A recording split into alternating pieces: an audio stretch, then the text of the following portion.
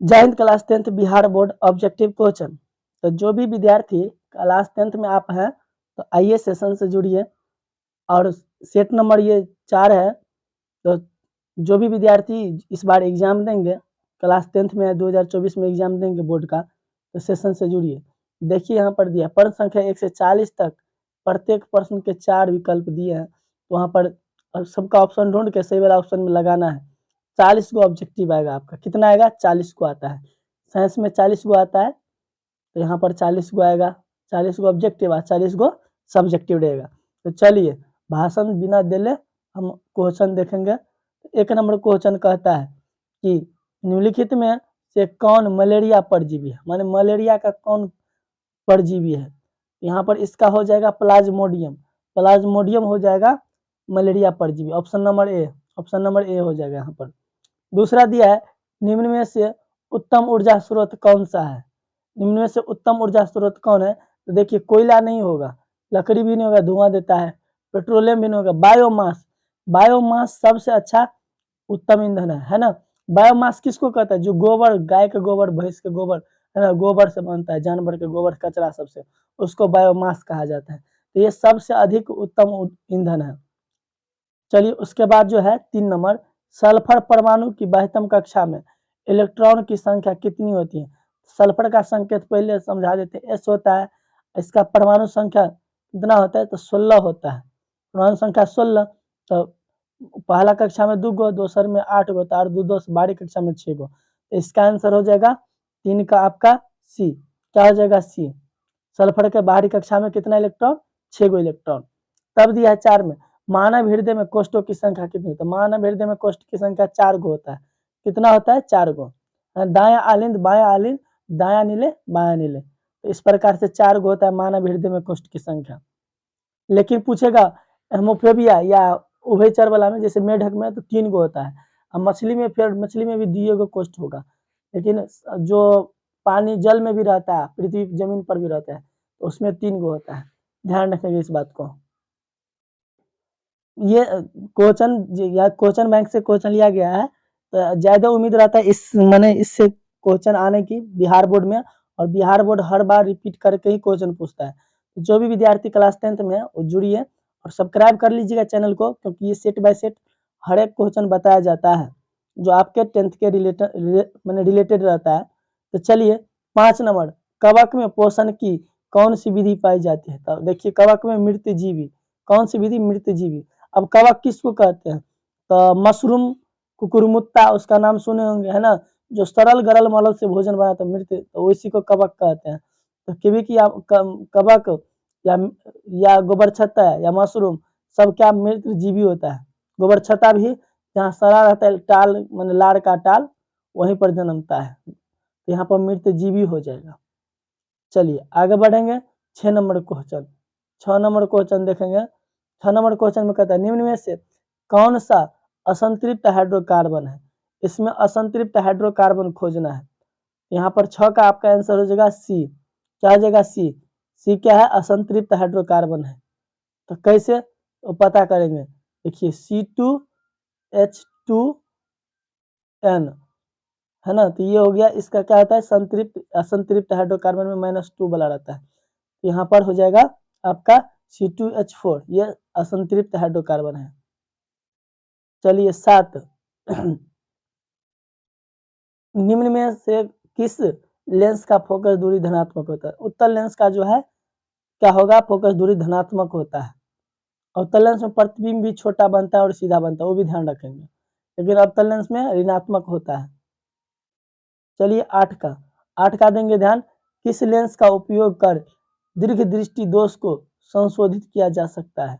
किस लेंस के उपयोग से दीर्घ दृष्टि दोष को संशोधित किया जाता है। दीर्घ दृष्टि है ना, दीर्घ दृष्टि में आपका जो हो जाएगा 8 का option number B, option number क्या हो जाएगा बी। उत्तल लेंस में जो है ना, दीर्घ दृष्टि में उत्तल लेंस। अब पूछता है दीर्घ दृष्टि किसे कहते हैं या दूर दृष्टि, उसी को कहते हैं। तो जब दूर की वस्तु को दिखेगा और नजदीक की वस्तु नहीं दिखेगा, उसको दूर दृष्टि दोष कहते हैं। तो उसको कौन लेंस से उपचार किया जाता है, तो उत्तल लेंस से उपचार किया जाता है। इसका कारण है नेत्र गोलक का छोटा हो जाना। ध्यान रखेंगे, सब्जेक्टिव में भी पूछता है क्वेश्चन। चलिए 9 नंबर, अब 9 नंबर में कहता है कि एल्युमिनियम, 9 नंबर, एल्युमिनियम पर मोटी ऑक्साइड की परत बनाने की प्रक्रिया कहलाती है एनोडीकरण। क्या कहलाता है? एनोडीकरण। तो 9 का आपका हो जाएगा बी नंबर ऑप्शन, एनोडीकरण। अब चलिए 10 नंबर देखेंगे। 10 नंबर कहता है विद्युत ऊर्जा का व्यापारी मात्रक क्या है? विद्युत ऊर्जा का व्यापारी मात्रक क्या है? तो यूनिट है। क्या है? यूनिट। यहाँ 10 का आपका हो जाएगा सी। आप देखबे करते बिजली बिल आता था 1 यूनिट 2 यूनिट बोलते हैं, तो यूनिटे में ना आता है, यूनिट हो जाएगा व्यापारी मात्रक। अब विद्युत शक्ति का ऐसा मात्रक वाट होता है। चलिए सामान्य नेत्र के लिए दूर बिंदु है अनंत, दूर बिंदु है अनंत, लेकिन नॉर्मल पूछेगा तो माने नजदीक की बिंदी 25 सेंटीमीटर होता है और दूर बिंदु अनंत होता है, यह अनंत हो जाएगा। अब यहाँ पर देखिए हाइड्रोजन के 2 परमाणु के बीच कितने आबंध होते हैं? तो हाइड्रोजन के 2 परमाणु के बीच जो है आपका एक आबंध होगा। हाइड्रोजन में एक ही गो मतलब कि पहली कक्षा एक एक लगा देगा तो हो जाएगा पूरा, क्योंकि हाइड्रोजन के पहली कक्षा में 2 ऑक्टेट पूरा करना रहता है। एक ये हाइड्रोजन देगा, एक ये हाइड्रोजन, तो 2 होता है ऑक्टेट, यानी पूरा हो गया इसका, इस प्रकार से। तो एक आबंध होता है। चलिए 13 नंबर देखेंगे। निम्न में से कौन सा आहार श्रृंखला का निर्माण करता है? तो घास, बकरी तथा मानव। घास, बकरी तथा मानव ये हो जाएगा ऑप्शन नंबर बी हो जाएगा। 13 का हो जाएगा ऑप्शन नंबर बी। चलिए अब 14 नंबर क्वेश्चन देखेंगे। कौन अंतःस्रावी और बाह्य ग्रंथि जैसे कार्य नहीं करता? अंतःस्रावी और बाह्य ग्रंथि जैसे कार्य नहीं करते हैं। तो अंतःस्रावी यहाँ पर 14 का आपका जो हो जाएगा सी, अंडाशय। अंडाशय जो है अंतःस्रावी और बाह्य ग्रंथि जैसा कार्य नहीं करता है। कौन है? तो अंडाशय है। अब देंगे ध्यान हम लोग 15 नंबर। 15 में कौन सा कार्बन यौगिक सबसे अधिक अभिक्रियाशील है? सबसे अधिक अभिक्रियाशील कौन सा कार्बन यौगिक है? सी हो जाएगा C2H4, C2H4। अब 16 का किस दर्पण का उपयोग सामान्यतः वाहनों को पक्ष दृश्य देखने के लिए किया जाता है? तो उत्तल दर्पण। किसका? तो उत्तल दर्पण का, क्योंकि उत्तल दर्पण में जो है प्रतिबिंब सीधा बनता है और छोटा बनता है, तो देखने में अच्छा रहता है, इसीलिए पक्ष माने कि पक्ष दृश्य को देखने के लिए उत्तल दर्पण का उपयोग किया जाता है, लेकिन हेडलाइट में बोलेगा तो अवतल दर्पण का। चलिए 17 का रासायनिक अभिक्रिया के दौरान किसी पदार्थ में ऑक्सीजन का हर्ष कहलाता है अपचयन। क्या कहलाएगा? अपचयन। यहाँ पर 17 का हो जाएगा आपका बी। 17 का क्या हो जाएगा? बी, अपचयन। ऑक्सीजन का घटना अपचयन कहलाएगा, अपचयन का संयोग उपचयन कहलाएगा, ध्यान रखेंगे बात को। कौन सी गैस व्यावसायिक ऊष्मा के लिए उत्तरदायी है? तो कार्बन डाइऑक्साइड। क्या हो जाएगा? Carbon dioxide. ये ऊष्मा को बढ़ा रहा है, तो 18 का हो जाएगा आपका ए। 18 का ए हो जाएगा। 19 में चलिए पीत रस कहाँ से स्रावित होता है? पीत रस कहाँ से था? पीत रस जो है आपका अग्नाशय से स्रावित होगा। कहाँ से होगा? 19 का हो जाएगा आपका ए। 19 का ए, पीत रस अग्नाशय से होता है, अमाशय के जस्ट बाजू में ऐसे रहता है, छोटा सा अग्नाशय से।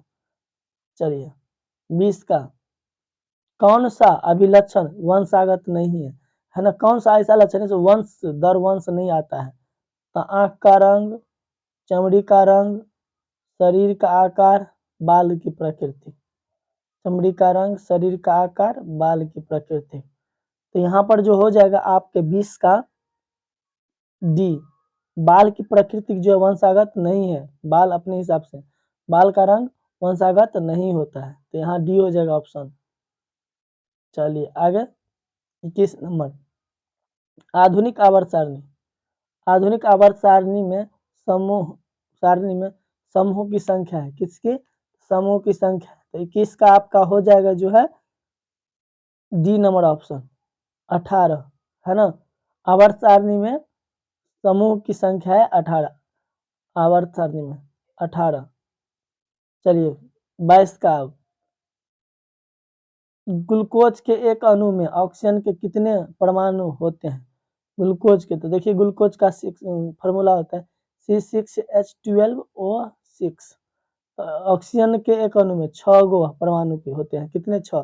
तो 22 का ऑप्शन नंबर बी हो जाएगा यहाँ पर। चलिए आगे बढ़ेंगे। तो इसका शुद्ध जल का पीएच मान होता है तो 7 होता है, शुद्ध जल का पीएच मान 7, समझ गए।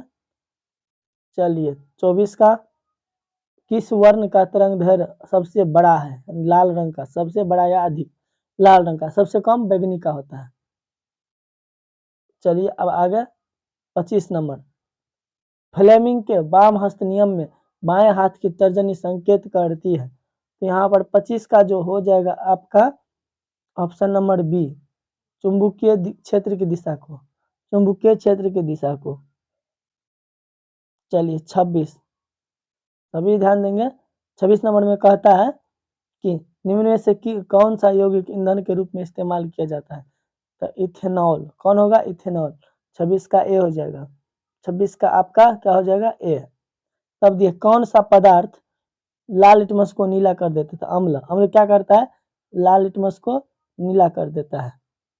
तो इसका आंसर हो जाएगा ऑप्शन नंबर ए, लाल लाल क्या करता है, ओ हो लाल लिटमस को नीला कर देता है। तो यहाँ पर जो है 27 का हो जाएगा आपका बी हो जाएगा, क्षार। नीला लिटमस को लाल करेगा तब लाल कर देता तब अम्ल होता है, यानी नीला कर देता है ना, नीला कर देता है तो क्षार होगा। ऑप्शन नंबर बी हो जाएगा यहाँ पर, क्षार जब ये नीला करेगा तो क्षार हो जाएगा, बी हो जाएगा। चलिए अब 28 का, नई कार्तीय चिन्ह परिपाटी के अनुसार दर्पण के सामने रखे गए बिंब की दूरी ली जाती है। तो देखिए सामने में है ना, दर्पण के सामने, तो बिंब की दूरी ली जाएगी धनात्मक, ओ सॉरी सामने में, सामने में हो जाएगा 28 का आपका हो जाएगा आंसर बी, ऋणात्मक। जैसे दर्पण ये हुआ, दर्पण के इस साइड में सामने यही ना हुआ, तो इधर ऋणात्मक दूरी हो जाता है, और इस साइड में उल्टा साइड में धनात्मक होता है, तो सामने में ऋणात्मक हो जाएगा, तो यहाँ पर ऋणात्मक होगा। चलिए 29 का, 29 में कहता है खाद्य पदार्थ के डिब्बों पर जिंक के बजाय टीन का लेप क्यों होता है, क्योंकि टीन की अपेक्षा जिंक महंगा है, टीन की अपेक्षा जिंक का गलनांक अधिक है, टीन की अपेक्षा जिंक अधिक अभिक्रियाशील है, टीन की अपेक्षा जिंक कम क्रियाशील है। तो यहाँ पर आपका ऑप्शन जो हो जाएगा 29 का सी, टीन की अपेक्षा जिंक अधिक अभिक्रियाशील है, इसलिए टीन का लेप लगाया जाता है। जिंक क्या करेगा, अभिक्रिया कर लेगा भोज्य पदार्थ से, तो दिक्कत हो जाएगा। 30 में निम्न में से कौन सा अंग संवेदी ग्राही नहीं है, संवेदी ग्राही माने ग्रहण, कोई भी चीज कोई बोलता है तो सुन ग्रहण करता है, कान ग्रहण करता है, आंख भी ग्रहण करता है, ना ग्रहण, दिमाग। यहाँ पर संवेदी ग्राही नहीं है, कौन, तो दिमाग। ऑप्शन नंबर डी हो जाएगा इसका। तो 30 का आपका आंसर हो जाएगा डी। चलिए आगे बढ़ेंगे। अब 31 का, 31 समांतर क्रम में संयोजित प्रतिरोध की संख्या घटने के उपरांत संयोजित प्रतिरोध का कुल प्रतिरोध क्या होता है। तो 31 का हो जाएगा आपका आंसर बढ़ता है, बढ़ता है, क्या कर रहा है, तो बढ़ता है। संयोजित प्रतिरोध का कुल प्रतिरोध क्या करता है, तो बढ़ता है। 32 का, अब 32 का समजात अंक का उदाहरण है हमारा हाथ और कुत्ते के अग्रपाद, हमारे दांत और हाथी के दांत, आम घास उपरोक्त। यहाँ पहला ए हो जाएगा, हमारा हाथ और कुत्ते के अग्रपाद, माने कुत्ता का अगुल का पैर जका जो रहता है, पैर वाला अगुल का पैर, आदमी का हाथ सेम रहता है, एक ही साथ मुड़ता है। तो यहाँ पर 32 का हो जाएगा ए नंबर आपका आंसर जो हो जाएगा। चलिए आगे देखेंगे 33 नंबर। 33 नंबर में दिया है निम्न में से कौन सा पद विद्युत परिपथ में विद्युत शक्ति को निरूपित करता है। तो कौन सा पद जो है विद्युत शक्ति को निरूपित करता है। 33 का जो आपका आंसर हो जाएगा A, I square R, I square R विद्युत शक्ति को जो है निरूपित करता है। चलिए आगे देखेंगे। यहाँ पर 34 नंबर, 34 पर क्या कहता है कि तांबे की तार की एक आयताकार कुंडली चुंबकीय क्षेत्र में घूर्णी गति कर रही है, तो इस प्रकार कुंडली में प्रेरित विद्युत धारा की दिशा में कितने परिभ्रमण के पश्चात परिवर्तन होता है। माने कि आयताकार ऐसे निकाल दिया कुंडली, ऐसे आंकड़ा जो है मोटर से नचाता है ना, यहाँ डायनेमो लगा रहता है, नचता है, जनरेटर वगैरह रहता है, जो भी रहता है ना, ये नचता है, कितने परिभ्रमण के बाद जो है ये परिवर्तन होता है। तो यहाँ पर हो जाएगा ए, सॉरी आधे, कितना हो जाएगा आधे। तो 34 का आपका आंसर हो जाएगा, ओह दो आधे हो गए, यहाँ पर ऑप्शन नंबर सी होगा। चलिए आगे देखेंगे, निम्नांकित में से कौन पूर्ण रुद्धि भवन का उदाहरण है? पूर्ण रुद्धि भवन का उदाहरण है माने कौन में ऐसा है कि फिर से निर्माण हो जाता है वहां पर। तो अब 35 का हो जाएगा आपका बी, अमीबा। फिर से जन्म देता है कौन? अमीबा, सेम अपने जैसे बच्चा, अमीबा हो जाएगा। 36 का कौन सा जैव अजैव निम्नीकरण कचरा है?